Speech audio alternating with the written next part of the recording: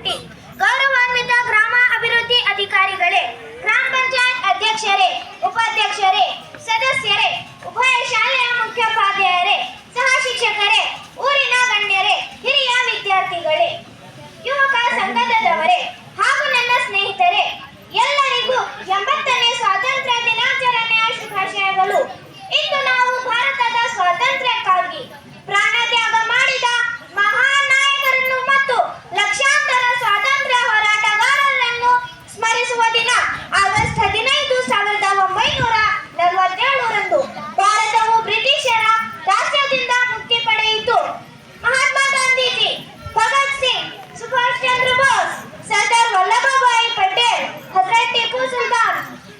ಮೊಹಮ್ಮದ್ ಅಲಿ, ಅಶ್ಫಾಕುಲ್ಲಾ, ಶೌಕತ್ ಅಲಿ ಮುಂತಾದವರು ಇವರ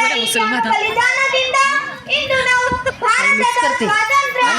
ಆಕಾಶದಲ್ಲಿ ಮುಕ್ತ